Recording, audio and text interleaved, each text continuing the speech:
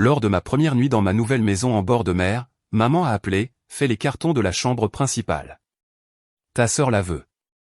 Papa a ajouté, tu n'as pas d'enfant. 4 chambres, c'est égoïste.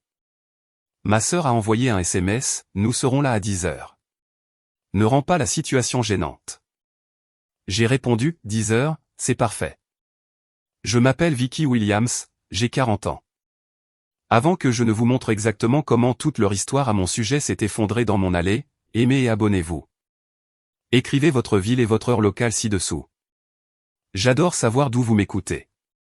Le téléphone était encore chaud dans ma main lorsque je l'ai posé, écran contre le comptoir de l'îlot de cuisine d'une maison qu'ils étaient déjà en train de se partager dans leur tête.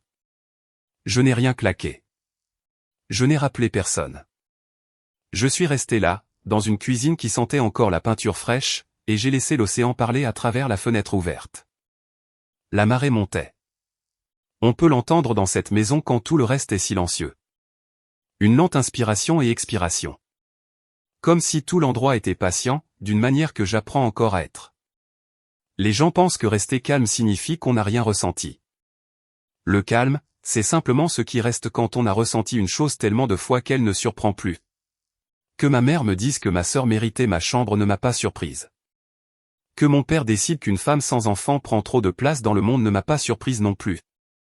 Ce qui m'a un peu surprise, c'est à quel point cela faisait du bien d'écrire, 10 heures, c'est parfait, et de le penser de tout mon cœur. J'ai relu les messages. De la même façon qu'on relit une facture dont on connaît déjà le montant total.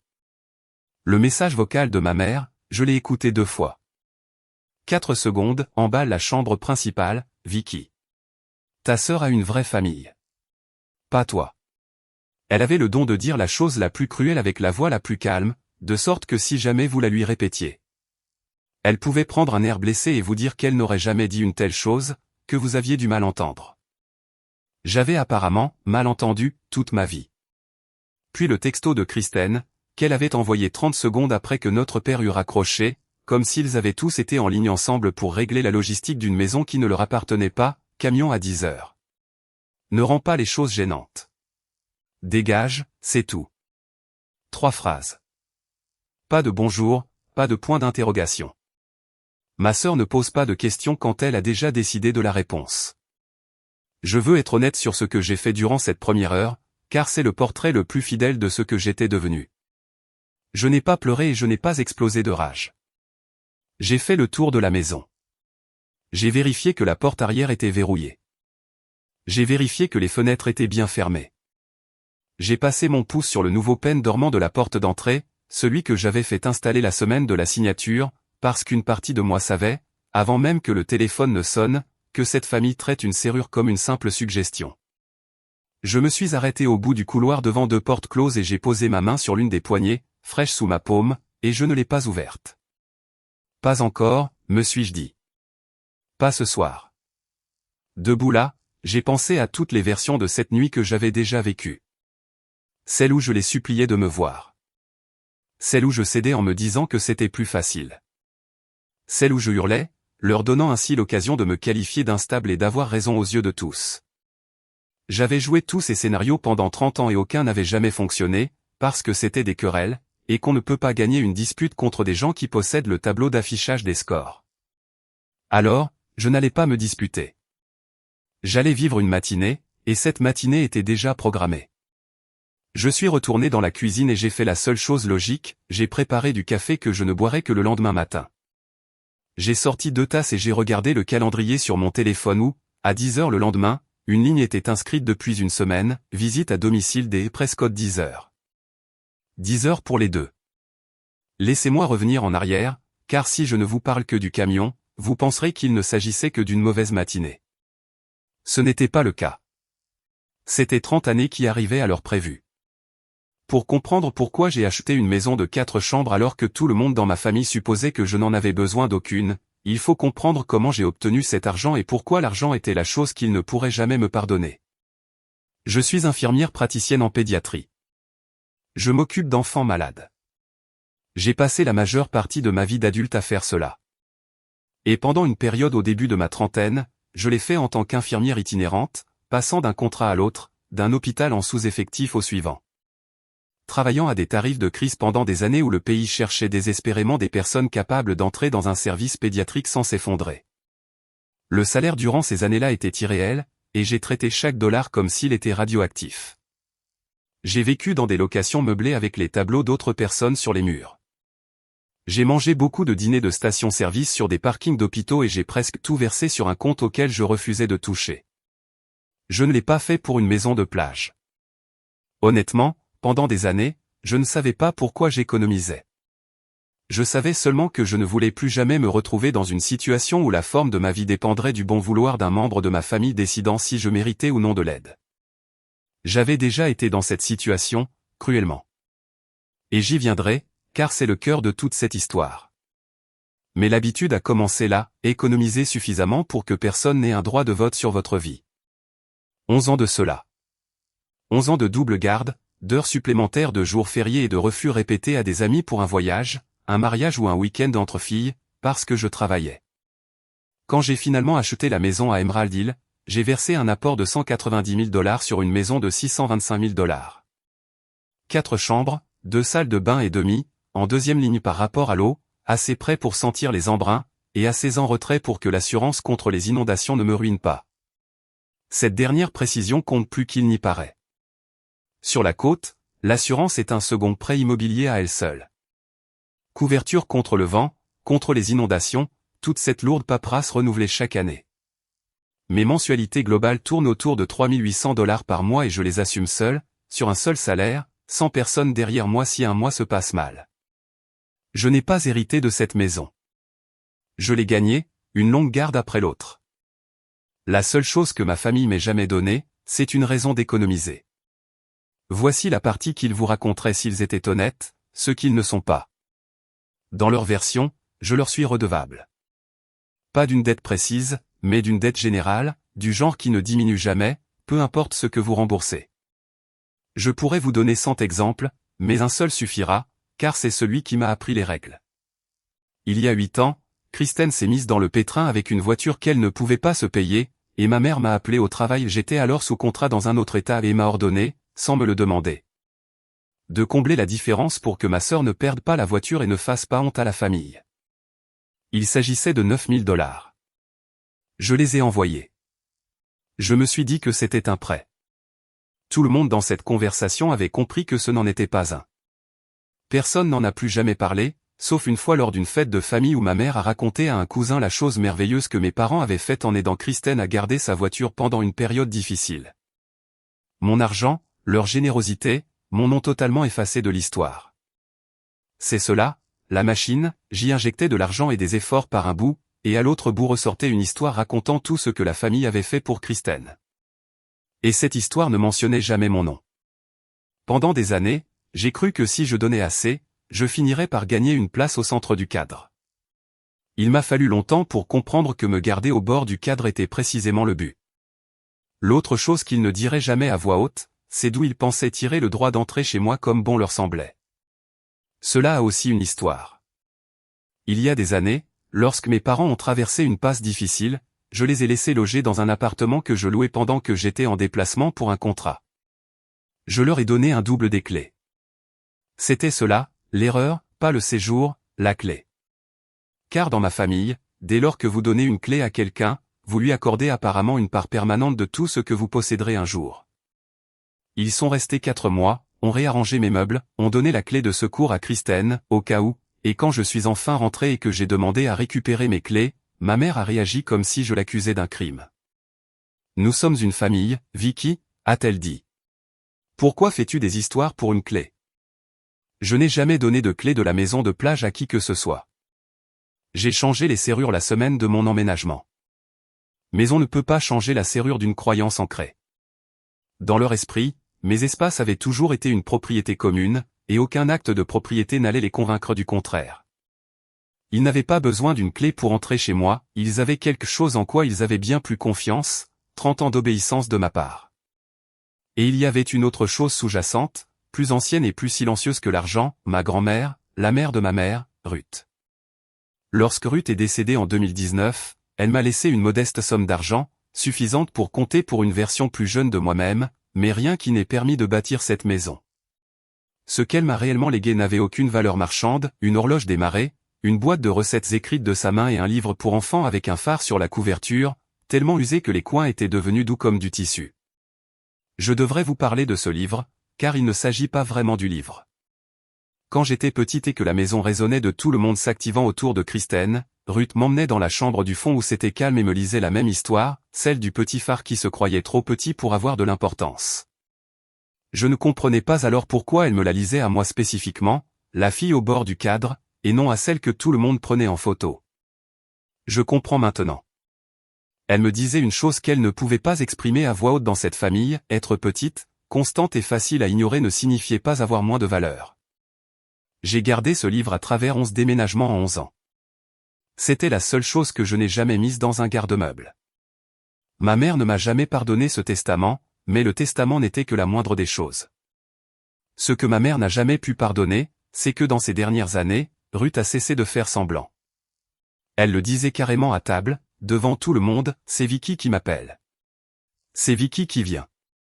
Elle m'accordait sa confiance à voix haute dans une famille où la confiance était une monnaie d'échange, et elle la dépensait pour moi plutôt que pour sa propre fille. Ma mère a transformé cela en une rancœur qu'elle porte encore aujourd'hui comme une facture impayée. Maman t'a toujours préféré, m'a-t-elle envoyé par texto la semaine où j'ai signé pour la maison. La première chose qu'elle a dite en l'apprenant a été, la moindre des choses, c'est de partager ce qu'elle t'a donné. Cette certitude que tout ce qui m'arrivait de bien se faisait aux dépens de la famille et que la famille méritait un dédommagement résume toute l'histoire. Tout ce que mes parents ont fait au téléphone ce soir-là découlait de là. La maison n'a jamais été à moi à leurs yeux, c'était un bien familial dont il se trouvait que j'avais la garde temporaire. Et Kristen avait une vraie famille, alors que moi non. Le calcul était donc évident, donner la maison de la femme sans enfant à celle qui en a. Pour eux, ce n'était pas de la cruauté, c'était de la comptabilité. Si vous avez déjà été la personne que votre famille a jugée assez forte pour se passer de tout, je sais déjà à quel point vous êtes fatigué. Racontez-moi dans les commentaires ce qu'ils vous ont dit, je lis tout le monde. Il faut que je vous présente convenablement ma sœur, car il est facile de faire de Kristen un monstre, alors qu'elle n'en est pas exactement un. Elle est quelque chose de plus ordinaire et de plus utile à mes parents qu'un monstre, c'est une personne qui n'a jamais eu à se demander si elle méritait une chose avant de la prendre. Kristen a 36 ans, 4 ans de moins que moi. 2 enfants, un garçon et une fille, et un mari nommé Todd, que je n'ai jamais vraiment bien connu et que je n'ai jamais détesté. Elle a ce que ma mère appelle, sans la moindre ironie, une vraie vie. Et elle est au centre de la photo de famille depuis le jour de sa naissance. Quand Kristen a voulu faire ses études dans un autre état, mes parents ont trouvé l'argent. Quand son premier appartement lui a échappé, ils ont payé la différence. Quand elle et Todd ont acheté leur première maison, mon père s'est porté garant du prêt et ma mère en a meublé la moitié avec des objets, sur lesquels elle avait fait de bonnes affaires, ce qui est le code familial pour désigner des choses qu'elle achetait sans jamais en révéler le prix. Les désirs de Kristen étaient traités comme des urgences, les miens comme des caprices extravagants. J'étais la ressource, la forte. C'était toujours le mot, Vicky est la plus forte. Cela ressemble à un compliment jusqu'à ce qu'on comprenne qu'il s'agit d'un rôle assigné. La forte est celle dont on n'a pas à se soucier, ce qui devient celle dont on ne se soucie jamais, ce qui devient celle qui ne reçoit rien parce qu'elle peut évidemment se débrouiller seule. Et je me débrouillais. C'était là le piège, chaque fois que je m'en sortais, ils y voyaient la preuve que je n'avais jamais eu besoin de rien au départ. Il y a une photo du 30e anniversaire de mariage de mes parents que j'ai gardée pendant des années sans comprendre pourquoi. Tout le monde est installé sur le canapé, Kristen, Todd et les enfants au centre, mes parents debout derrière eux avec leurs mains posées sur les épaules de ma sœur. Moi, je suis à l'extrême bord du cadre, à moitié coupé. Comme on se retrouve quand on a proposé de prendre la photo et que quelqu'un a crié « Viens vite te mettre là » et que le déclencheur a fonctionné avant qu'on ait trouvé sa place. C'est toute mon enfance résumée en une seule image, le centre, et la personne qui maintient le tout depuis le bord, légèrement hors champ. L'explication de mon célibat et de mon absence d'enfant changeait selon les personnes présentes dans la pièce. Aux yeux des proches, j'étais mariée à ma carrière. Pour leurs amis, j'étais trop exigeante, trop indépendante, quel dommage vraiment. En face, un mauvais jour, j'étais froide. Ma mère l'a dit plus d'une fois, avec cette voix légère qu'elle réserve à la cruauté pour que cela ressemble à de la bienveillance. C'est différent quand on a des enfants, Vic, m'a dit Kristen un jour où je m'étais rebellé, et elle n'était même pas méchante. C'était cela le plus effrayant, elle croyait sincèrement que j'appartenais à une catégorie inférieure d'êtres humains, dont les besoins pesaient moins, dont la maison était plus vide, dont les objections comptaient moins. Simplement parce que je n'avais pas accompli l'unique chose qui donnait de la valeur à la vie d'une femme dans le grand livre de comptes de ma famille. Je n'ai jamais rien démenti. Il y avait une raison à cela, la vérité sur la raison pour laquelle je n'ai pas d'enfants n'est pas une vérité qu'ils ont méritée. Et je n'allais pas la livrer à des gens qui ne s'en serviraient que comme d'une preuve supplémentaire. Je vais vous la raconter, à vous, car vous n'êtes pas eux. Il y a eu une personne entière que ma famille a rayée de la carte. Et pour l'expliquer, je dois raconter l'année où j'ai presque tout perdu d'un coup. Ma grand-mère a eu 2 filles, ma mère et ma tante Carole. Carole était celle qui s'était mal mariée, qui était partie loin, qui avait des problèmes d'argent, la fille qui ne cadrait pas avec le tableau. Et dans une famille qui se souciait davantage du tableau que des personnes qui y figuraient, Carole est devenue un non-tabou. Nous ne parlons pas de ce côté-là de la famille, annonçait mon père en attrapant la télécommande. Et c'était tout. Carole a eu une fille, ma cousine. Elle s'appelait Amanda, et j'ai été la seule à continuer de prononcer son nom. En 2011, j'ai fait une fausse couche. Je ne vais pas enjoliver les choses, c'était au tout début, cela s'est fait en silence, je n'en ai parlé à presque personne, et ce manque s'est enfoncé profondément en moi pour y rester. Ma famille l'a intégré à sa théorie selon laquelle j'avais simplement choisi une vie sans enfant, car un choix était plus facile à classer pour eux qu'un deuil. Personne n'est venu s'asseoir à mes côtés. Personne n'a posé de questions. Durant cette même période de quelques mois, ma tante Carole est morte et Amanda, qui avait 15 ans, s'est retrouvée sans endroit où aller. J'avais 26 ans. Je portais le deuil d'une chose indicible au sein de cette famille, et je voulais de toutes mes forces restantes recueillir Amanda. J'ai failli le faire. C'est la partie qui me hante encore la nuit, j'en étais si près. J'ai rencontré l'assistante sociale du comté. J'étais une parente biologique, j'avais un travail stable, j'avais une chambre d'amis. J'ai fait bien plus qu'en parler, j'ai préparé la chambre. Je l'ai peinte, j'ai acheté un lit et une lampe, et j'ai posé une peluche sur l'oreiller parce que je ne savais pas ce qu'une adolescente de 15 ans pouvait aimer et que j'étais paniqué. J'avais déjà préparé un foyer pour un enfant une fois, 12 ans avant de le refaire. Et presque personne ne l'a jamais su. Et puis mes parents s'en sont mêlés. Ils ont fait ce qu'ils font de mieux, ils ont géré la situation. Ma mère a dit à l'assistante sociale que j'étais en plein deuil et instable.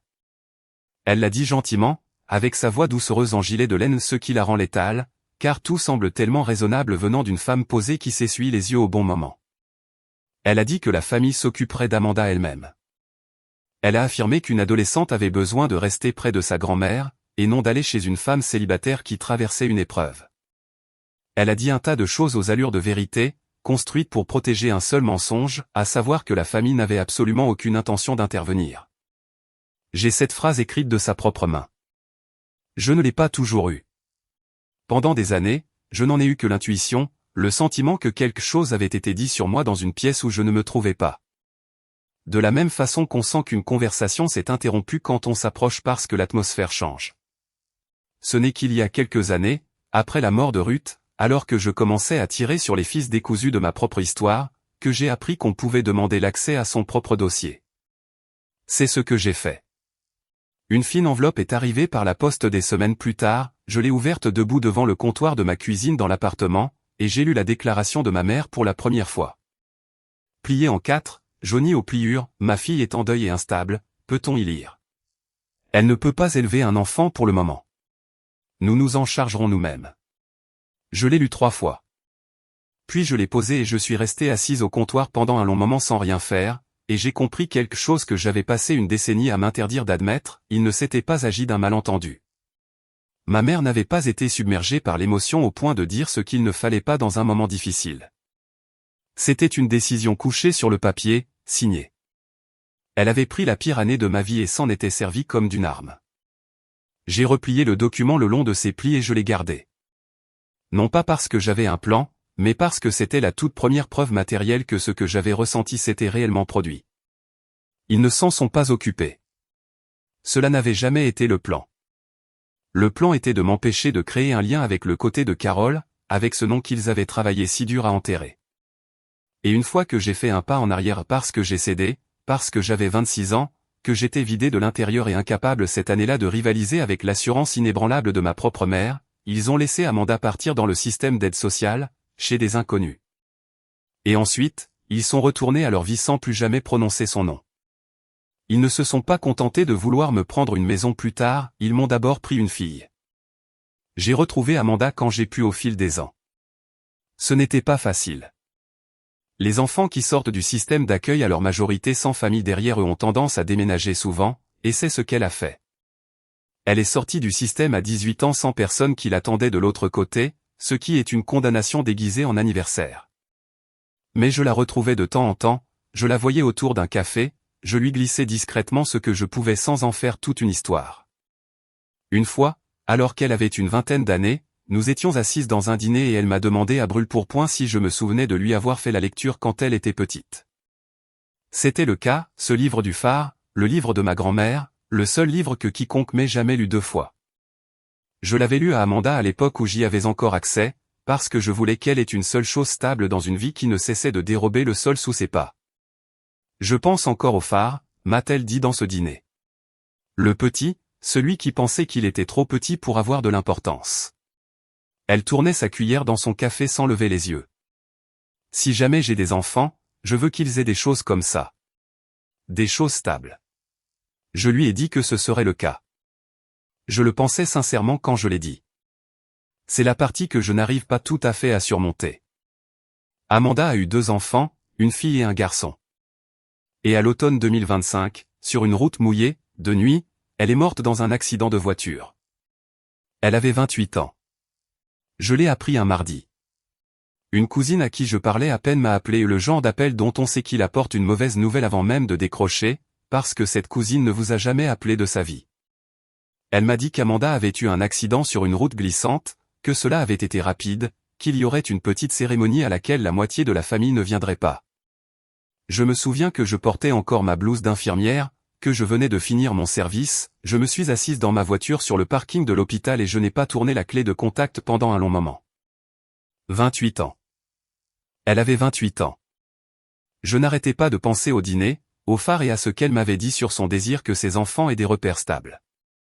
La nouvelle est aussi parvenue à mes parents. Ces choses-là circulent entre proches, même dans les familles qui prétendent que certaines personnes n'existent pas. Ma mère m'a rapporté la réaction de mon père presque comme une remarque en passant, de la façon dont on commente la météo, ce n'est pas vraiment notre problème, n'est-ce pas, avait-il dit. Je suis allé à la cérémonie. C'était modeste, dans une salle louée avec des chaises pliantes, et j'ai compté une douzaine de personnes tout au plus. Aucun de mes parents, pas Christine non plus. Il y avait des fleurs apportées par des gens qui avaient connu l'Amanda adulte, celle que ma famille n'avait jamais rencontrée, et une photo d'elle sur un chevalet que je n'avais jamais vu, une femme aux yeux fatigués avec un vrai sourire. Tenant 2 jeunes enfants dont j'ignorais encore qu'ils allaient devenir le centre de ma vie. Je me tenais au fond. Je ne savais pas alors que son fils serait admis dans mon service 3 mois plus tard, ni que je lirais son bracelet 3 fois. Je savais seulement que cette famille qui parlait constamment de « la famille » n'avait même pas envoyé de quoi remplir une seule chaise pour faire ses adieux à l'une des siennes. Les 2 enfants d'Amanda ont été placés en famille d'accueil. Personne de ce côté-là de la famille ne s'est manifesté. Personne de notre côté n'a même demandé leur prénom.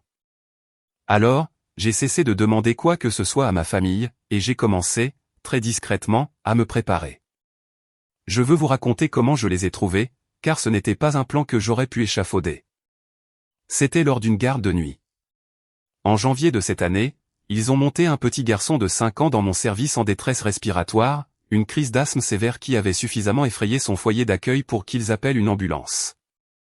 J'ai fait mon travail, j'ai stabilisé son oxygène, fait agir le traitement, dissipé la peur dans la pièce, puis je me suis assise avec lui, comme on le fait quand une petite personne est effrayée et que les gens qu'il aime ne sont pas là. Il m'observait tout le temps avec ses yeux sombres et graves, jaugeant qui j'étais.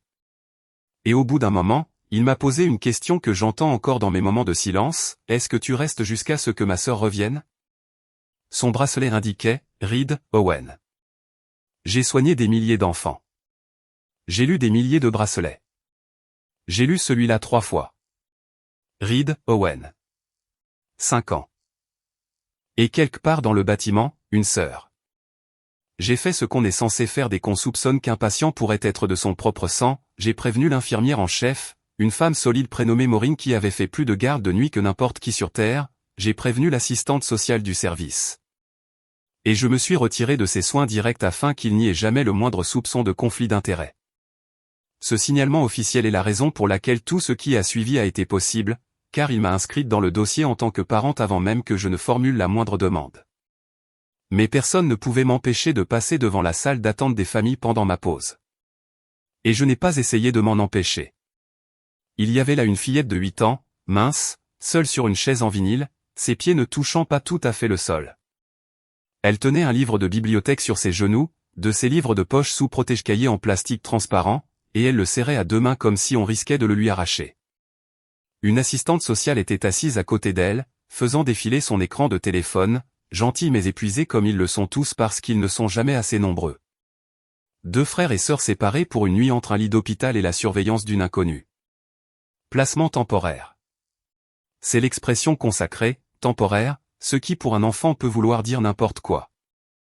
J'ai eu confirmation plus tard dans le dossier médical du garçon, bien que mon corps le sût déjà, mère, décédée, Amanda Reed.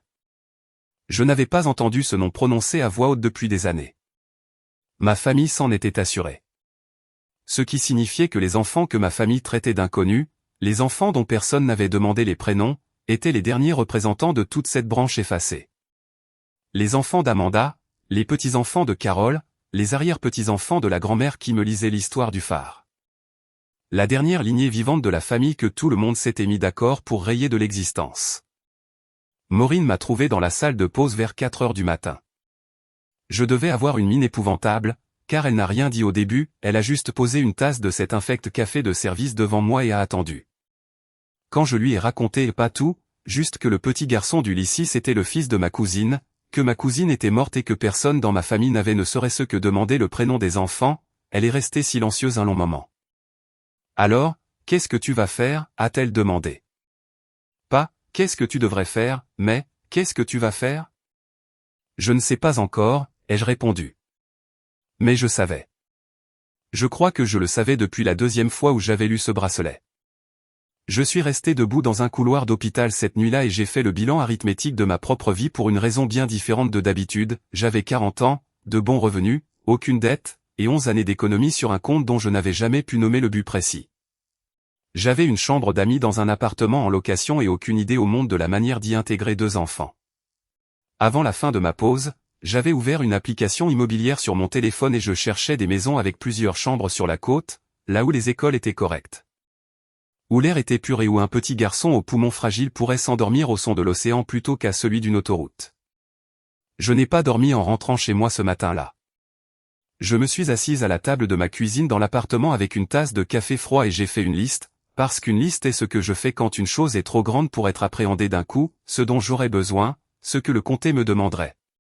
Qui je devrais devenir sur le papier pour être autorisé à le devenir dans la réalité. Puis j'ai appelé le bureau de l'aide à l'enfance dès son ouverture et j'ai prononcé la phrase qui a tout déclenché, la phrase qu'aucun membre de ma famille n'avait jamais prononcée au sujet de ses enfants, je suis un membre de la famille et je souhaite être prise en considération. La femme au bout du fil m'a demandé quel était mon lien de parenté, je le lui ai dit, il y a eu un silence, puis elle a précisé avec précaution que les placements intrafamiliaux étaient privilégiés, mais que la procédure était rigoureuse. Je lui ai répondu que je comptais bien sur cette rigueur. La rigueur était la seule chose qui m'avait jamais protégé de ma propre famille, et elle allait être ce qui protégerait aussi les enfants d'Amanda. Pour les faire venir chez moi, j'allais toutefois devoir affronter directement la chose que mes parents m'avaient faite et que je n'avais jamais révélée à personne, le comté allait passer des mois à me demander de 100 manières détournées si j'étais apte à élever un enfant. Et la dernière fois que quelqu'un avait posé cette question à mon sujet, ma propre mère y avait répondu par écrit, et sa réponse avait été non. Se porter candidate a été plus difficile qu'on ne le croit. Je n'étais ni un parent direct, ni une tante, ni une grand-mère. J'étais une cousine issue de germain, séparée par le genre de distance que ma propre famille avait passé des années à imposer, et pour une administration qui a appris la prudence, une cousine qui surgit de nulle part est une énigme, pas une solution. J'ai dû prouver le lien de parenté qu'on m'avait appris à cacher. J'ai déterré de vieux documents de famille, une photo de Ruth nous tenant dans ses bras, Amanda et moi, alors que nous étions petites, mon propre récit des années où j'avais continué à retrouver Amanda quand personne d'autre ne le faisait. J'ai déclaré d'emblée que j'étais la soignante pédiatrique qui avait formellement identifié Owen et expliqué pourquoi je m'étais immédiatement retiré de ses soins. J'ai tout fait dans les règles de l'art, parce que les règles étaient le seul rempart entre deux enfants et une année de plus chez des inconnus, et parce que je savais déjà ce qui arrive quand ma famille s'octroie le droit d'écrire l'histoire à la place des faits officiels. J'ai rencontré les enfants en bonne et due forme quelques semaines plus tard, dès que la paperasse l'a permis, lors d'une visite médiatisée dans un bureau des services sociaux qui sentait le nettoyant pour moquette et les vieux crayons de cire. On m'avait prévenu de ne pas trop en attendre, des enfants qui ont perdu un parent et ont été baladés de foyer en foyer n'accordent pas leur confiance facilement, et ils ont bien raison. Owen s'est souvenu de moi depuis l'hôpital et s'est détendu en une dizaine de minutes, ce que l'assistante sociale a qualifié de rapide. Il a décrété que j'étais la personne qui réparait la respiration, et pour un enfant de 5 ans, cela relève presque de la magie. Lily était la forteresse. 8 ans, surveillant chaque issue de secours, répondant aux questions avec le moins de mots possible pour y couper court. C'était elle qui portait tout à bout de bras. Je l'ai reconnue dès les 5 premières minutes, de la même façon qu'on reconnaît sa propre écriture sur une vieille enveloppe. Elle avait été, la forte, depuis la nuit où leur mère n'était pas rentrée. Quelqu'un lui avait imposé cela, tout comme on me l'avait imposé à moi. Et j'avais envie de tendre les bras par-dessus la table pour lui dire qu'elle pouvait enfin déposer ce fardeau. Je ne l'ai pas fait, car ce n'était pas encore vrai. Ce qui a commencé à fendre l'armure, c'est le livre. Je l'avais apporté, le livre du phare de ma grand-mère, presque par instinct. Quand Owen a commencé à s'agiter, je l'ai ouvert et j'ai commencé à lire. D'une voix posée, sans mise en scène, simplement en lisant. Et au bout d'une page environ, j'ai senti Lily se figer, pas réchauffée, mais figée, écoutant malgré elle. Quand j'ai terminé, elle m'a regardé pendant un long moment et a dit « Notre maman en avait un peu comme ça. » Et j'ai répondu « Je sais. » Je le lui ai donné. Le visage de Lily a exprimé une émotion complexe que je ne prétendrai pas avoir entièrement comprise, l'assistante sociale a pris une note, et ce fut le premier fil tissé. Il y a eu d'autres visites après cela, chacune un peu plus longue, un peu moins encadrée. Lors de la troisième, je les ai emmenés dans un parc près de l'eau, avec l'assistante sociale nous suivant à une distance polie. Owen a couru trop vite et s'est mis à siffler. Et j'ai vu l'instant exact où tout le corps de Lily s'est crispé face à l'urgence qu'elle avait de toute évidence gérée seule trop de fois. Je me suis mise à la hauteur d'Owen, je l'ai guidé dans sa respiration comme je l'avais fait à l'hôpital, je l'ai calmé en moins d'une minute, et quand j'ai levé les yeux, Lily me regardait fixement comme si j'avais accompli l'impossible. Ce n'était pas tant que je l'avais aidée, c'était qu'elle n'avait pas eu à le faire elle-même. J'ai vu une petite part du poids quitter les épaules d'une enfant de 8 ans. Et j'ai compris que, quel qu'en soit le prix, j'allais passer le reste de ma vie à prendre ce poids sur moi. Ce fut le jour où j'ai cessé de voir cela comme un espoir et où j'ai commencé à le considérer comme une certitude que j'allais concrétiser. J'ai acheté la maison en avril. J'ai signé l'acte de vente à la mi-avril. L'agent immobilier me trouvait bizarre, une femme célibataire visitant des maisons de 4 chambres, inspectant les angles de vue, la sécurité des escaliers, la distance jusqu'aux urgences pédiatriques les plus proches. Posant des questions sur les écoles avec une insistance qui ne cadrait pas avec mon annulaire sans bague. J'ai trouvé celle-ci et j'ai su que c'était la bonne, ce n'était ni la plus grande ni la plus récente, mais elle avait 2 chambres au bout d'un couloir baigné d'une belle lumière. Et depuis la fenêtre de l'étage, par-delà la 2e rangée de maisons, on pouvait tout juste apercevoir le phare sur la pointe. Quand j'ai vu cela, j'ai arrêté de faire semblant de chercher. J'ai passé chacun de mes jours de repos après la signature avec un rouleau de peinture à la main, transformant 2 de ces 4 chambres en pièces dans lesquelles un enfant aurait réellement envie de dormir. L'une avec une veilleuse en forme d'étoile pour le petit garçon qui avait eu peur dans le noir de l'hôpital, l'autre avec une banquette sous la fenêtre pour la fillette qui aimait surveiller les issues, afin qu'elle ait plutôt un endroit d'où regarder la mer. J'ai confectionné 2 petits panneaux de bois où j'avais pyrogravé leurs prénoms, Lily et Owen. Je les ai posés sur une étagère sans les accrocher, parce que j'avais déjà accroché l'espoir à une porte 12 ans plus tôt pour me le voir arracher, et je ne voulais pas m'infliger cela à nouveau tant que le comté n'avait pas prononcé le mot définitif. C'est ici que je dois vous parler des semaines qui ont précédé ce fameux coup de fil, car la famille n'a pas débarqué de nulle part, ils sont arrivés comme arrive une tempête, s'accumulant pendant des jours là où on peut la voir si l'on y prête attention. Ils ont appris que j'avais acheté la maison comme ils apprennent tout, par les proches. Et la nouvelle que j'avais acquis une maison de 4 chambres en bord de mer a frappé ma mère comme une provocation. Le premier texto était presque amical, nous avons appris la merveilleuse nouvelle. Nous devrions tous venir la voir. Je savais ce que « nous devrions tous venir la voir » signifiait, cela voulait dire une inspection, une évaluation. Cela voulait dire ma mère debout dans mon salon décidant de la part qui revenait à la famille sur ma bonne fortune. Puis Kristen a appelé, et elle ne s'est pas embarrassée d'amabilité, maman dit que tu as pris un 4 chambres. C'est de la folie pour une seule personne, Vic. Tu sais bien que Todd et moi cherchons plus grand et que les enfants ont besoin de la plage, c'est bon pour eux. Elle l'a dit sur le ton dont on rappellerait à quelqu'un un rendez-vous qu'il aurait oublié, pas une demande, un rappel d'un arrangement auquel je n'avais jamais consenti.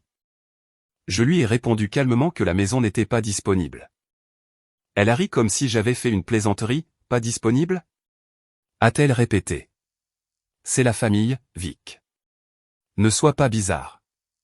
Ne sois pas bizarre, la même expression que ma mère avait employée à propos de la clé. Dans ma famille, avoir une limite personnelle est un défaut de caractère, et le terme pour le qualifier est « être bizarre ». 3 jours plus tard, Kristen est venue sans prévenir. Je n'étais pas là, j'étais en visite avec les enfants, mais un voisin m'a mentionné qu'une femme avait tourné autour de ma maison, regardant par les fenêtres, mesurant les pièces au pas depuis le jardin comme si elle prenait les côtes pour des meubles. Quand je l'ai confrontée au téléphone, elle n'a même pas nié, je regardais juste avec quoi on allait devoir composer, a-t-elle dit. Elle pensait déjà en disant « on ». J'aurais pu y mettre un terme immédiatement. C'est la question que vous vous posez probablement, celle que tout le monde se pose, pourquoi ne l'ai-je pas fait ? J'avais les serrures. J'avais l'acte de propriété. Un non catégorique, un appel à un avocat, un refus de décrocher le téléphone, et toute l'affaire s'effondrait. Je veux que vous sachiez que j'y ai pensé constamment. J'en ai discuté avec Maureen lors d'une garde de nuit, car c'était la seule personne à qui je pouvais tout confier. Dis-leur juste non et raccroche, m'a-t-elle dit. Tu ne leur dois pas un spectacle. Si je dis simplement non, lui ai-je répondu, ils entendent une négociation. Ils ont pris mes noms pour une offre de départ toute ma vie. Ma mère va appeler la famille et raconter que je suis devenue froide et cruelle, et que je refuse d'accueillir la famille dans une maison qui devrait être partagée. Et dans 6 mois, quand viendra le moment de finaliser l'adoption, il y aura une version de moi qui circulera où je serai l'instable qui a coupé les ponts avec ses propres parents. Elle l'a déjà fait, elle l'a couché par écrit. Maureen est restée silencieuse. Puis elle a dit la chose qui a tout éclairé, donc, tu ne veux pas simplement gagner la dispute. Non, ai-je dit. Je veux que ce soit définitivement terminé. Et la seule façon pour que ce soit fini, c'est que cela se produise une bonne fois pour toutes, jusqu'au bout, devant quelqu'un qu'ils ne pourront pas embobiner. S'ils viennent et qu'ils commettent leur geste devant le bon témoin, alors il n'y aura plus de version alternative plus tard, il n'y aura que ce qui s'est réellement passé. C'était cela, le plan, pour autant que c'en fût un, non pas un piège, mais un témoin. Je n'allais pas les empêcher de venir, j'allais les laisser aller jusqu'au bout, le seul matin où la seule personne au monde dont le travail consistait à voir la vérité se tiendrait déjà dans mon salon. Alors, quand les appels sont tombés la nuit de mon emménagement, je n'ai pas lutté. J'ai répondu, 10 heures, c'est parfait, parce que 10 heures était une heure déjà promise. La décision du comté m'a été transmise par une femme nommée Diane Prescott. Diane s'occupait des placements intrafamiliaux depuis très longtemps. Elle avait la posture d'une personne qui a entendu toutes les versions de toutes les histoires possibles et à qui il est devenu extrêmement difficile de mentir. Elle est d'abord venue à l'appartement, puis à la maison de plage, et elle a passé ma vie au crible comme l'exige la procédure, les relevés bancaires, les références, mon enfance, ma santé. De longues et méticuleuses conversations où elle posait en réalité une seule et même question de 12 manières différentes. Êtes-vous le choix sûr pour 2 enfants qui ont déjà tout perdu? Elle m'a posé des questions difficiles. Elle m'a demandé pourquoi je n'avais pas entamé de démarche d'adoption des années plus tôt si je désirais tant avoir des enfants. Celle-là m'a demandé un instant de recul. Je lui ai dit la vérité, que j'avais essayé une fois avec un membre de la famille, que cela n'avait pas abouti et que je porterais cela pour le reste de ma vie. Elle a noté quelque chose et est passée à la suite, mais j'ai vu qu'elle l'avait consigné comme elle consignait tout, pour y revenir. J'ai accueilli tout cela favorablement, mais je savais ce qui dormait dans les archives, quelque part dans un dossier départemental se trouvait un document affirmant que Vicky Williams était instable et incapable d'élever un enfant, avec la signature de ma mère au bas de la page. Et je savais qu'une enquête sociale qui découvrirait cela par elle-même serait une toute autre affaire qu'une enquête où j'aurais remis la pièce moi-même en premier. Alors, lors de l'un de nos derniers entretiens avant la visite finale, lorsque Diane m'a demandé s'il y avait quoi que ce soit dans la famille qui puisse compliquer le placement ou quelqu'un susceptible d'interférer, je n'ai pas louvoyé, j'ai posé le document plié sur la table entre nous. Celui de 2012.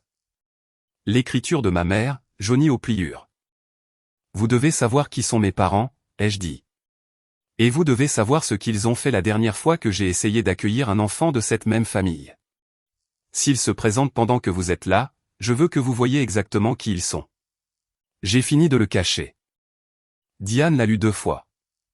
Elle n'a pas dit grand-chose, elle ne parle jamais beaucoup, mais elle a demandé si elle pouvait en garder une copie pour le dossier, et j'ai dit oui. Oui, s'est révélé être l'une des décisions les plus importantes de toute cette histoire, bien que cela ne m'ait pas semblé stratégique sur le moment, j'avais simplement le sentiment de déposer enfin un fardeau que je portais depuis si longtemps que j'avais cessé d'en remarquer le poids. C'était un mercredi. Le message vocal est arrivé la semaine suivante, la nuit où j'ai emménagé pour de bon dans la maison, les 4 secondes de ma mère, la phrase de mon père sur une femme sans enfant et 4 chambres gaspillées, le camion de ma sœur pour 10 heures.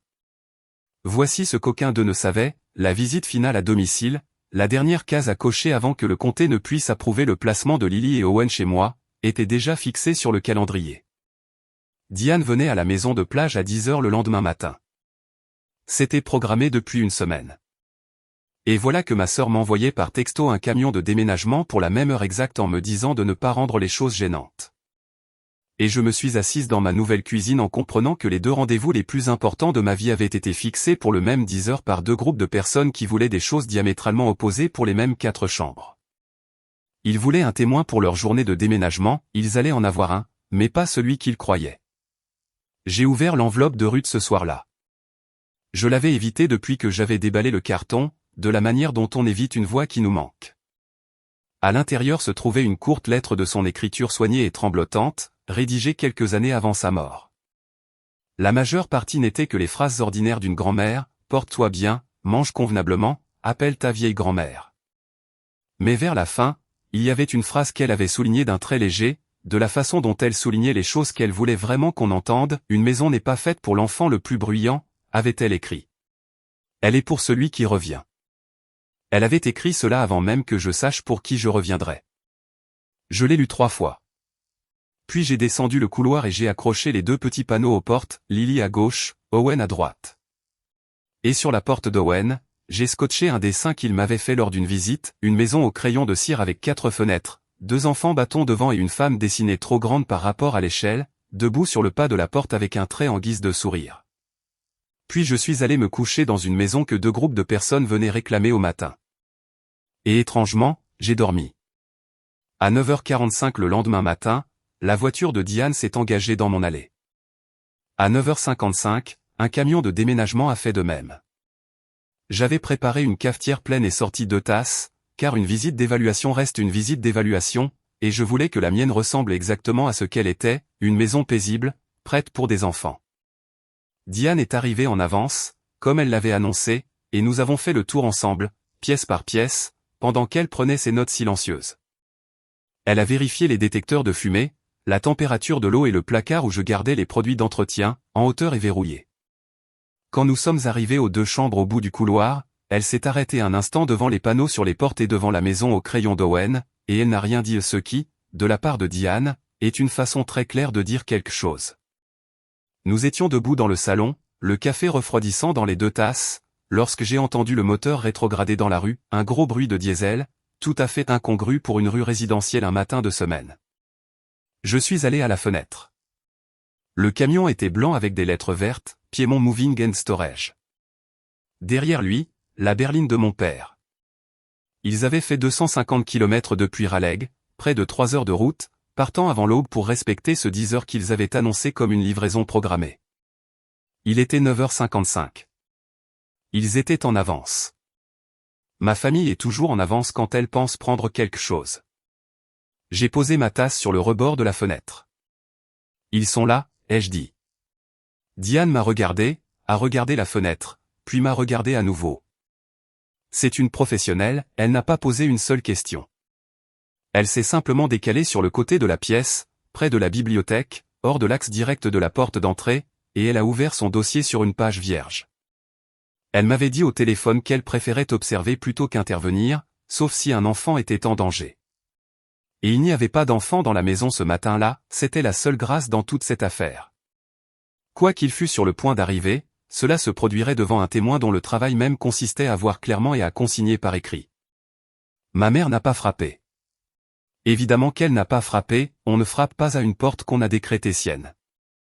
La porte d'entrée s'est ouverte et elle est entrée dans mon salon comme si elle revenait dans une maison qu'elle avait quittée la veille.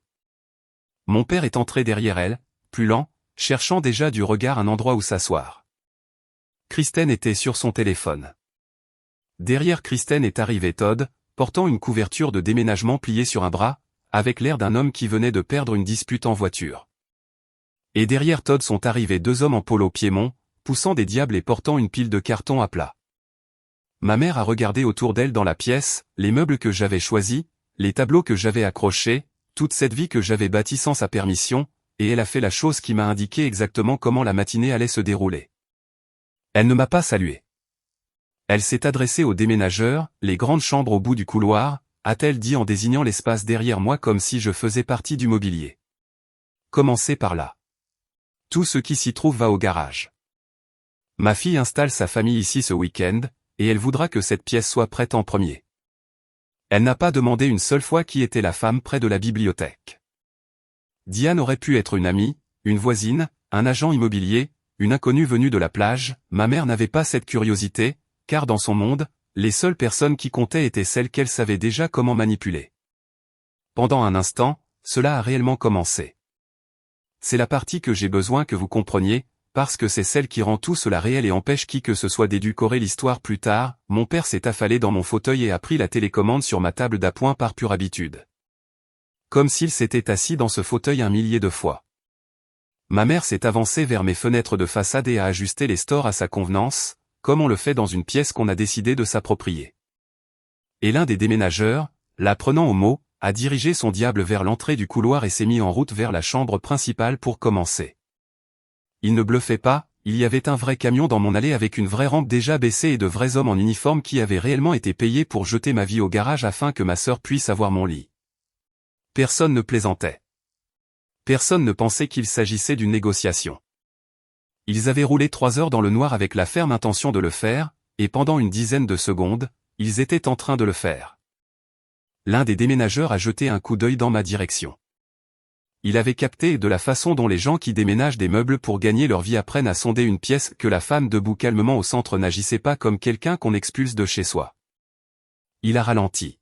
« Madame » a-t-il dit. « À moi, pas à elle. » Avant que je ne puisse répondre, Kristen l'a frôlé et s'est engagée dans le couloir vers les deux chambres ornées des petits panneaux, décidant déjà laquelle serait attribuée à qui.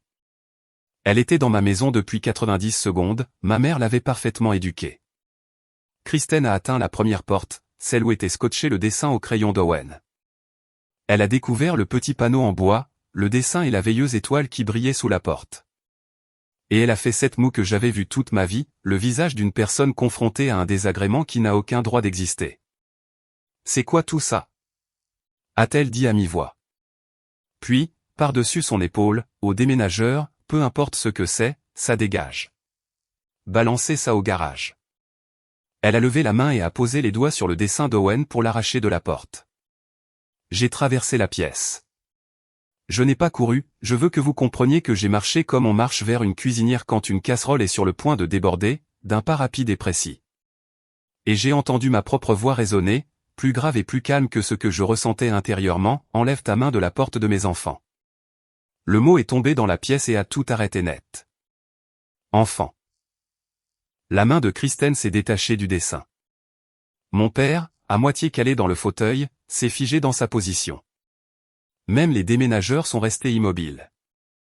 Pendant une seconde, je n'ai plus entendu que l'océan entrant par la fenêtre ouverte, cette respiration lente et patiente, inspirant et expirant.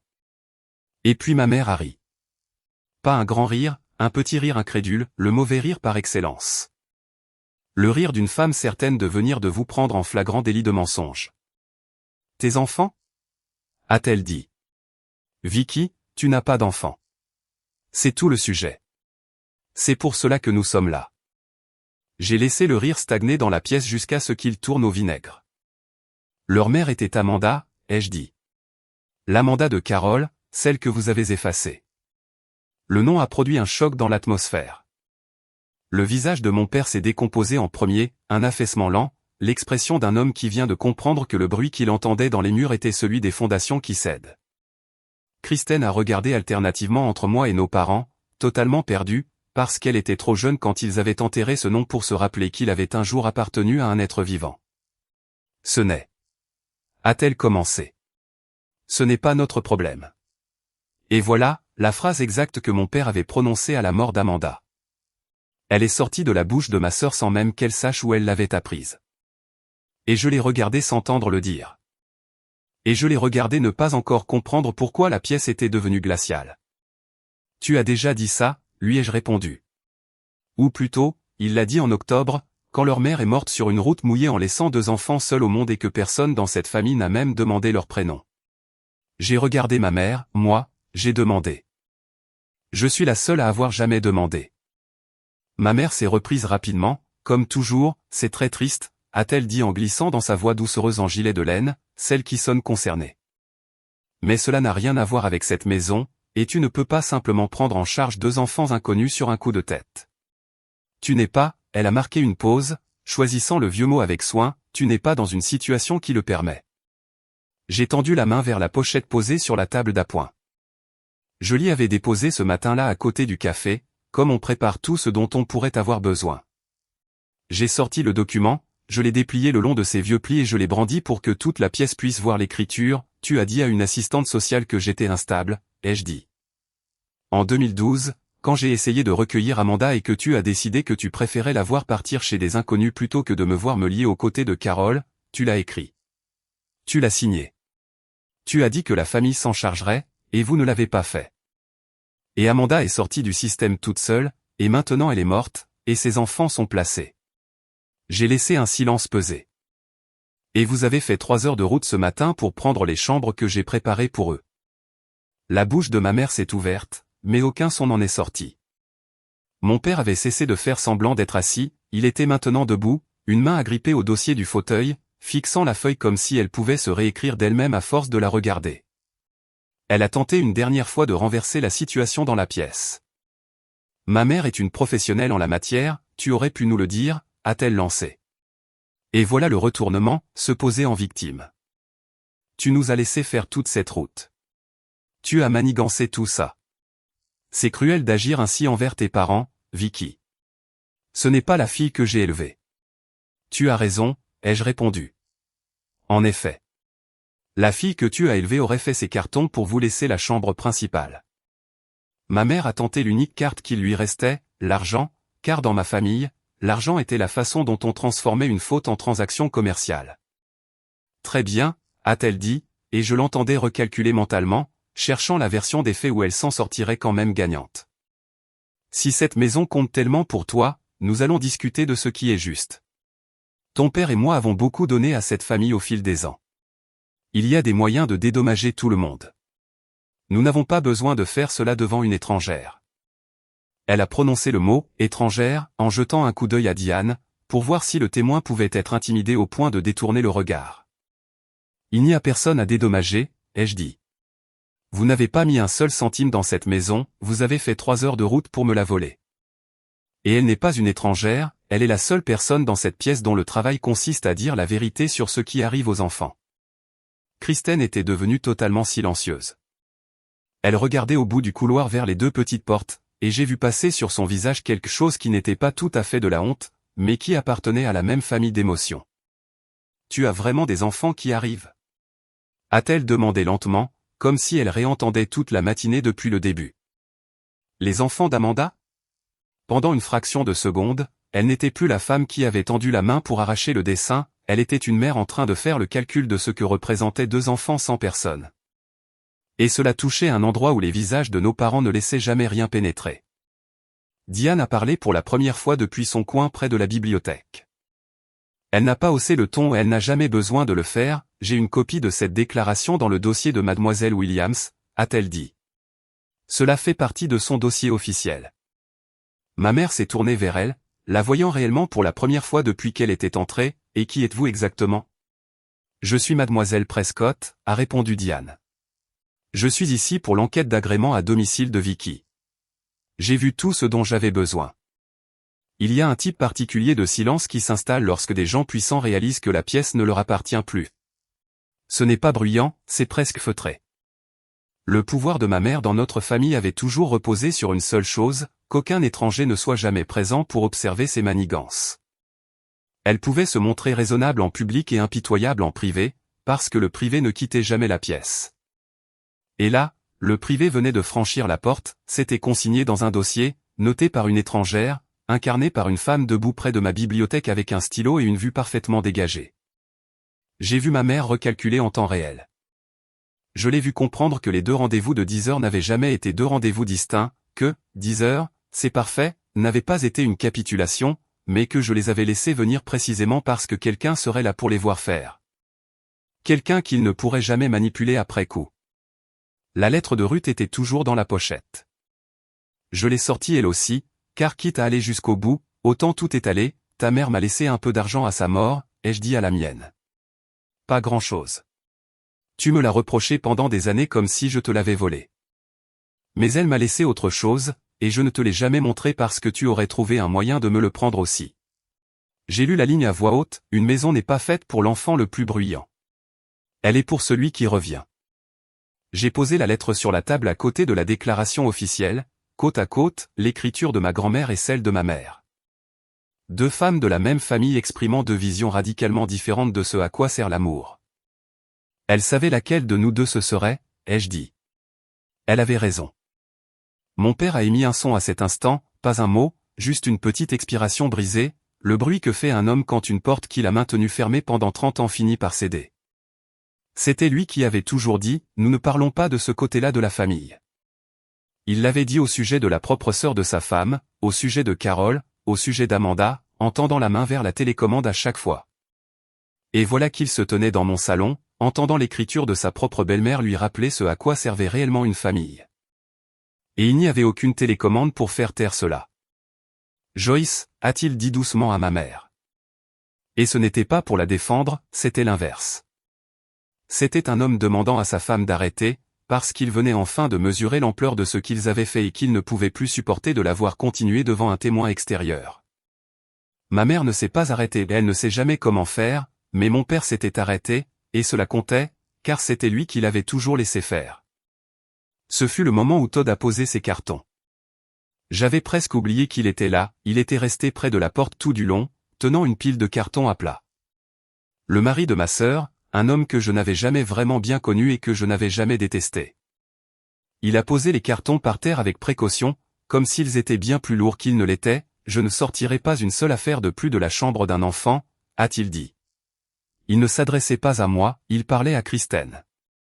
Je t'avais dit dans la voiture que c'était mal. Kristen, je t'attends dehors. Il est sorti. 1 minute plus tard, j'ai entendu une portière claquer dans l'allée, et le bruit de cette porte a fait plus d'effet sur le visage de ma sœur que tout ce que j'avais pu dire, parce que moi, j'étais l'exclu qu'on lui avait appris à mépriser, mais Todd était l'intérieur du cercle. Todd était ça, vraie famille, cette expression que ma mère brandissait comme un titre de propriété.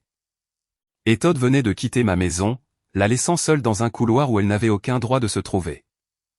Les déménageurs battaient déjà en retraite, murmurant des excuses sur le fait de ne pas se mêler des querelles de famille, repliant leur diable, ravis de s'en aller. Les professionnels savent reconnaître quand un travail cesse d'en être un. J'ai entendu le plus âgé glisser au plus jeune en passant la porte, on ne déménage personne hors de sa propre maison. Et ce fut la fin de l'équipe de déménagement que ma famille avait engagée pour voler les chambres de mes enfants. Ma mère a tenté une dernière fois de trouver une version de la matinée où elle garderait le contrôle, « Nous sommes ta famille, Vicky », a-t-elle dit. Tu regretteras de nous avoir rejetés. J'ai marché jusqu'à la porte d'entrée et je l'ai ouverte en grand, ce qui est la manière la plus polie que je connaisse de clore une conversation, c'est vous qui l'avez rejeté en premier, ai-je dit. En 2012. Je suis simplement la dernière encore debout là où vous l'avez abandonné.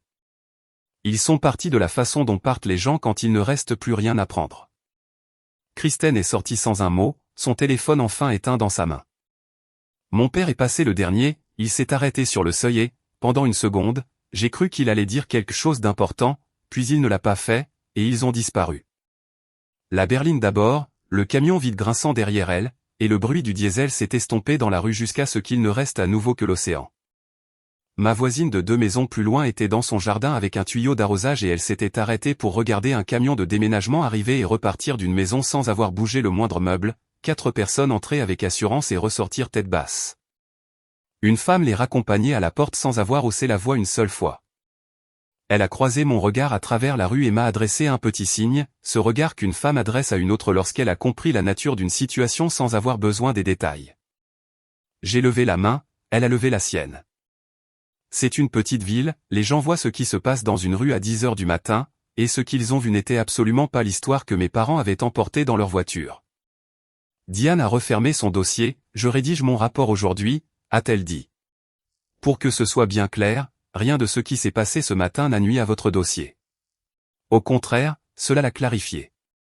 Elle a marqué une pause sur le pas de la porte et son visage professionnel s'est adouci d'exactement 1 degré, vous avez bâti un très beau foyer ici. Puis elle est partie elle aussi, et la maison m'a appartenu à nouveau. Pendant quelques minutes, je suis simplement resté au milieu du salon où tout s'était déroulé, à savourer le silence. J'ai ramassé les 2 tasses de café, toujours pleines, devenues froides. J'ai remis la lettre de Ruth et la déclaration de ma mère dans la pochette, côte à côte, et je les fermais.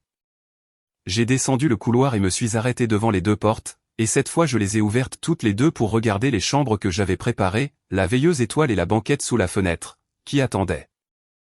Personne n'avait rien pris. Tout ce que j'avais bâti était toujours debout. Je crois que c'est à cet instant que la réalité m'a enfin atteinte, non pas comme une victoire, mais comme un fait établi. De la façon dont on retrouve la terre ferme après s'être préparé à une chute qui ne vient pas. Ils étaient venus pour vider ma maison, et ma maison était pleine. Et elle allait le rester. Les traces de pneus que le camion avait incrustées dans le sable au bord de mon allée sont restées visibles pendant 2 jours, jusqu'à ce que la pluie les efface. Je les ai regardées plus d'une fois, c'était la seule preuve extérieure que tout cela s'était produit. Tout ce qui comptait vraiment s'était déroulé à l'intérieur, dans un dossier, dans une pochette, dans 2 chambres au bout d'un couloir. Mon téléphone s'est mis à vibrer avant même que le camion n'ait atteint l'autoroute, pas de la part de mes parents, mais des proches. Les nouvelles vont vite dans une famille qui a passé 30 ans à faire semblant que certaines choses n'avaient jamais existé. Et il s'est avéré que mes parents avaient passé ce même trajet à raconter à qui voulait l'entendre une histoire qu'ils avaient forgée à l'avance, dans leur version. Ils étaient les âmes généreuses aidant gracieusement la pauvre Vicky solitaire à réduire son train de vie pour une existence plus adaptée à une femme seule ayant trop d'espace et personne pour le remplir. C'était le cadre qu'ils avaient préparé avant même de monter en voiture, des parents dévoués, une fille ingrate, 4 chambres gaspillées. Le problème lorsqu'on fabrique un cadre à l'avance, c'est qu'il ne convient qu'à l'image qu'on avait prévu d'y mettre. Une tante à qui je n'avais pas parlé depuis des années m'a appelé en premier, puis un cousin. L'histoire qui leur était parvenue n'était pas celle que mes parents avaient diffusée, c'était l'autre, la vraie, qui circulait dans la famille en sens inverse, parce que les déménageurs parlent, Todd parle. Et une assistante sociale présente dans le salon est le genre de détail qui transforme une rumeur en vérité indiscutable du jour au lendemain. Dès le soir même, la version que tout le monde possédait était celle-ci, Joyce et Denny avaient fait 3 heures de route pour expulser leur fille sans enfant de sa propre maison afin de la donner à Kristen. Et il s'était avéré que la fille sans enfant était en train d'adopter les petits-enfants que toute la famille avait abandonnés, avec une enquêtrice sociale présente sur les lieux au moment même où ils tentaient leur coup. On ne peut pas rattraper une histoire pareille, il n'existe aucune voix doucereuse en gilet de laine pour adoucir cela. Je n'ai pas jubilé. Mais je n'ai pas non plus arrêté la rumeur, et je tiens à être honnête là-dessus.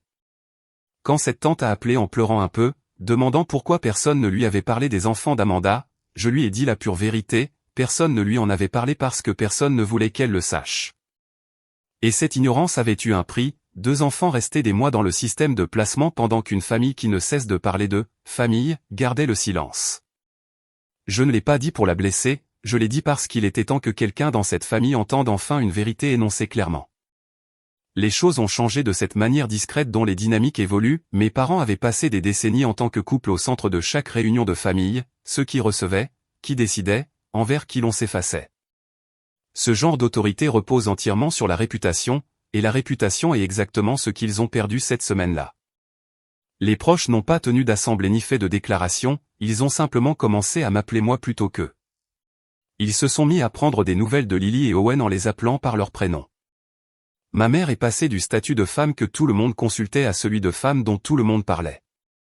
Et pour quelqu'un qui avait passé sa vie entière à orchestrer le récit familial, devenir l'objet des commérages était l'unique punition contre laquelle elle n'avait aucune arme. Mes parents n'ont pas été démasqués lors d'un grand procès public spectaculaire, ils ont juste, discrètement, cessé d'être crus, ce qui, pour eux, était bien pire. Kristen a envoyé un unique message 2 semaines plus tard. Pas des excuses, Kristen ne sait pas ce que c'est, mais ces mots, je ne savais pas pour les enfants. Maman ne m'avait pas tout dit. J'ai regardé ce message pendant un long moment, assise sur mon nouveau Porsche au son des vagues, et j'ai pensé à toutes ces années où ma sœur n'avait jamais eu besoin de tout savoir avant de prendre ce qu'elle voulait. Je n'ai pas répondu ce soir-là. Je me demande encore si je le ferai un jour. Certaines portes, on les laisse fermer, non par cruauté, mais parce qu'on a enfin compris qu'elles n'avaient jamais été réellement ouvertes. Mon père est revenu 3 jours après cette matinée, seul. Il n'a pas appelé avant, il est simplement apparu dans mon allée un après-midi, vieil homme debout près de sa voiture, hésitant sur son droit de s'avancer vers la maison. Je suis sorti le rejoindre parce que je ne voulais pas de lui à l'intérieur. Nous sommes restés sur l'allée avec l'océan en arrière-plan et il tenait quelque chose dans sa main. Quand il l'a ouverte, j'ai vu que c'était le dessin au crayon d'Owen, celui que Kristen avait voulu arracher. Il avait dû se détacher dans l'agitation et finir dans la poche de son manteau. Il avait fait 3 heures de route pour me le rendre, ou pour trouver un prétexte pour venir, je n'ai jamais tranché et cela n'a pas d'importance. J'aurais dû te laisser la prendre, a-t-il dit. Il ne me regardait pas, il regardait le dessin. En 2012. J'aurais dû te laisser prendre Amanda. Il y a des excuses qui demandent quelque chose en retour et d'autres qui ne demandent rien. Celle-ci ne demandait rien, ce qui est la seule raison pour laquelle j'ai pu supporter de les entendre.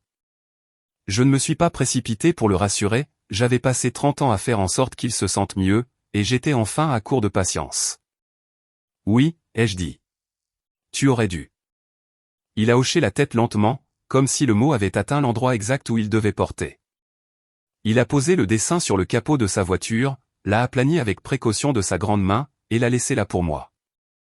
Puis il est monté et est reparti. Et je l'ai laissé partir, parce qu'un homme qui comprend la vérité avec 12 ans de retard a toujours 12 ans de retard, et que j'avais 2 enfants auxquels penser qu'ils ne pouvaient pas se permettre que mon pardon leur coûte quoi que ce soit. J'ai ramassé le dessin sur le capot après son départ, le ruban adhésif ne collait plus.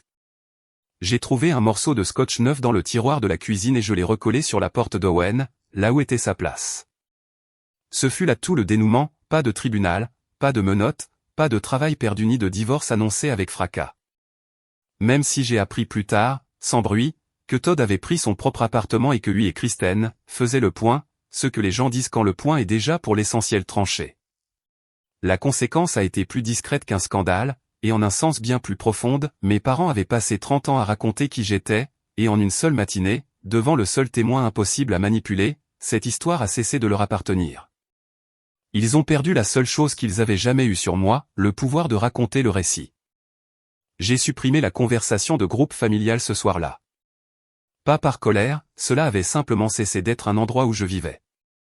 À la place, j'en ai créé une nouvelle avec 2 prénoms, Lily et Owen, même si aucun d'eux n'avait de téléphone et n'en aurait avant des années. Je voulais simplement voir ces 2 noms côte à côte sur un écran. 2 semaines plus tard, Diane m'a appelé pour prononcer la phrase que j'attendais depuis 11 ans sans le savoir, le comté a approuvé le placement, a-t-elle dit. Rien de ce qui s'est passé ce matin-là n'a nui à votre dossier, cela l'a renforcé. Vous pouvez venir les chercher dès que vous êtes prête. J'ai compris, debout dans ma cuisine avec le téléphone à l'oreille, que ce n'était pas la fin des démarches officielles, l'adoption est un processus long, il y aurait d'autres visites, d'autres mois, une audience devant un juge dans l'année, un décret final portant tous nos noms. Mais c'était le début de la partie qui comptait vraiment, pas la fin de la paperasse, mais la raison d'être de toute cette maison. C'était le moment où ils rentraient chez eux. Je suis prête, ai-je dit. Je suis prête depuis janvier. Je l'ai annoncé aux enfants lors de notre visite suivante, assise en face d'eux autour d'une table basse, avec Owen blotti contre Lily comme toujours. J'avais répété la scène de 12 manières différentes, et au final, je l'ai simplement dit avec franchise, parce que Lily pouvait déceler un discours répété à des kilomètres. Je leur ai dit que le comté avait dit oui, qu'ils allaient venir vivre avec moi dans la maison près de l'eau, dans les 2 chambres portant leur nom sur les portes, que ce n'était plus une simple visite cette fois, mais que c'était pour de bon. Owen a tout de suite compris la bonne nouvelle et a demandé si la veilleuse étoile était vraiment à lui, mais Lily n'a pas bougé, elle m'a fixé un long moment avec ce visage vigilant qui guette les sorties. Et puis elle a posé la seule question qui importe pour une enfant qui a été déplacée autant de fois qu'elle, pour combien de temps? Pas par espoir, par l'exact inverse de l'espoir. Elle demandait pour savoir quelle part d'elle-même elle pouvait déballer sans danger. Pour toujours, ai-je répondu. Aussi longtemps que je serai là. Ce sont vos chambres maintenant. Personne ne vous les prendra, je vous le promets. Et je ne fais jamais de promesses que je ne peux pas tenir. Elle n'a pas pleuré, elle ne m'a pas serré dans ses bras, et je ne lui ai pas demandé de le faire. Elle a simplement hoché la tête une fois, de la façon dont on acquiesce quand on décide de prendre le risque de croire en quelque chose. Et elle a tendu la main pour réajuster le col de la chemise d'Owen, prenant soin de lui comme elle l'avait toujours fait. Mais ce soir-là, m'a raconté l'assistante sociale plus tard, Lily a demandé si elle pouvait emporter le livre de la bibliothèque dans la nouvelle maison et s'il y aurait une étagère pour le poser, elle décidait déjà, en silence, de rester. Ils ont emménagé un samedi vers la fin du mois de mai. Cela ne ressemblait pas à ce à quoi doit ressembler un jour de déménagement, il n'y avait pas de camion, juste 2 petits sacs à dos, un sac poubelle contenant leurs vêtements qui m'a brisé le cœur, un livre de bibliothèque qu'il faudrait rendre un jour. Et 2 enfants debout dans mon allée levant les yeux vers une maison qui allait devenir la leur, ne sachant pas encore s'ils avaient le droit de la désirer. Lily tenait la main d'Owen, elle faisait cela, ai-je appris, depuis la nuit où leur mère n'était pas rentrée. 8 ans, et déjà, la forte. Je l'ai reconnue instantanément, de la façon dont on reconnaît sa propre écriture sur une vieille enveloppe qu'on avait oublié avoir postée. C'est ici, a-t-elle demandé. Pas sur un ton impoli, prudente. Une enfant qui avait appris à ne jamais supposer qu'une bonne nouvelle lui était destinée. C'est ici, ai-je dit, et j'ai ouvert la porte pour les laisser entrer dans une maison qu'une femme seule avait bâtie exactement pour cet instant. Cette première nuit-là, la maison était plus pleine qu'elle ne l'avait jamais été, et plus silencieuse que je ne l'aurais imaginé. 2 paires de petites chaussures près de la porte. L'odeur de peinture enfin disparue, remplacée par ce que les enfants transportent avec eux, c'est-à-dire surtout de la chaleur humaine. J'ai préparé des sandwichs au fromage fondu parce que c'était le seul dîner que j'étais certaine qu'ils mangeraient tous les 2, Owen a mangé le sien de cette manière appliquée et réfléchie avec laquelle il faisait tout. Et Lily m'a observé durant tout le repas comme si elle mémorisait l'emplacement des portes, avant de cesser lentement au bout d'1 heure. Quand est venu le moment de dormir, je les ai accompagnés au bout du couloir vers les 2 chambres ornées des panneaux, Lily à gauche, Owen à droite. Owen est resté sur le pas de sa porte à contempler la veilleuse étoile, le petit liait la maison au crayon scotché à nouveau là où je l'avais trouvé, sans rien dire à ce qui, de sa part, valait un long discours. Je suis allé vers l'étagère où j'avais déposé les affaires de ma grand-mère et j'ai pris le livre au phare sur la couverture, si usé que les coins étaient doux comme du tissu. Je me suis assise sur le bord du lit d'Owen, Lily est venue s'asseoir de l'autre côté, tout près sans me toucher, comme elle faisait tout, et j'ai ouvert le livre. Owen a tendu la main et a posé un doigt sur le phare, « Quelqu'un te lisait ça à toi ?» a-t-il demandé. Ma grand-mère me le lisait, ai-je dit. Quand j'étais petite, elle me l'a lu 2 fois, ce qui était plus qu'elle ne lisait quoi que ce soit d'autre. J'ai tourné la première page dont la reliure s'était assouplie à force d'ouverture, et je l'ai lu à votre maman quand elle avait à peu près l'âge de Lily. Elle adorait le phare, le tout petit. La tête de Lily s'est relevée d'un coup, « Tu connaissais notre maman ?» Oui, ai-je répondu. C'était ma cousine. Je l'aimais beaucoup. Et je vous ai cherché tous les 2 pendant longtemps avant de vous trouver. Je ne sais pas quelles part ils en ont compris ce soir-là, ni les années, ni le dossier, ni le camion dans l'allée. Les enfants n'ont pas besoin de toute l'histoire, ils ont besoin d'une seule chose vraie à laquelle se raccrocher. Et la chose vraie était celle-ci, quelqu'un dans cette famille avait toujours essayé de les rejoindre, et elle y était enfin parvenue. Je leur ai lu le livre. C'est une histoire toute simple, un petit phare persuadé d'être trop modeste pour compter, qui maintient sa lumière allumée à travers la tempête pour des bateaux qu'il ne rencontrera jamais, jusqu'au matin où il découvre que tout l'intérêt résidait dans la lumière, et non dans la taille. Ma grand-mère me l'avait lu dans une maison qui n'avait jamais assez de place pour la petite fille au bord du cadre. Je l'avais lu à Amanda dans les années précédant celle où la famille l'a laissé disparaître. Et je le lisais aux enfants d'Amanda dans une maison que j'avais achetée avec 11 années de mon propre argent, dans une chambre que ma mère avait tenté de donner, pendant que le vrai phare, au-delà de la deuxième rangée de maisons, balayait l'eau de son faisceau et touchait pour la première fois le coin de la fenêtre. Owen l'a vu, il a pointé son doigt contre la vitre. Il y en a un vrai, a-t-il chuchoté comme si c'était un secret entre nous. Il y en a un vrai, ai-je dit. Tu peux le voir depuis ton lit.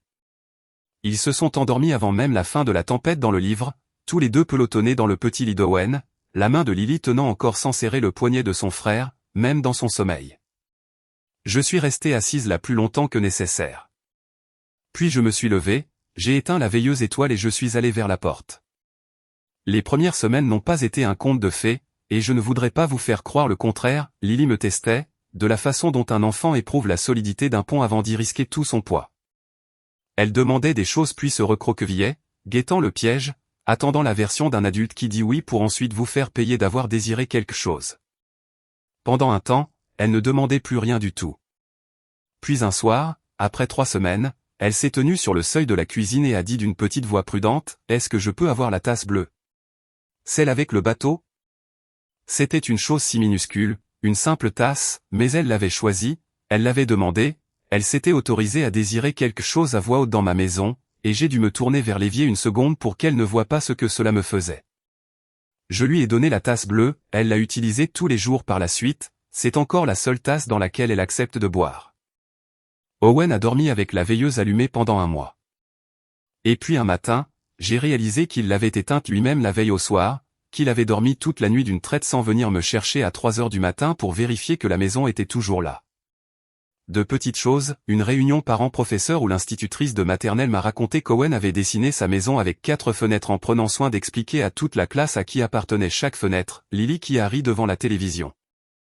Un vrai rire spontané et sans défense, avant de paraître surprise d'elle-même comme si elle avait oublié qu'elle en avait le droit.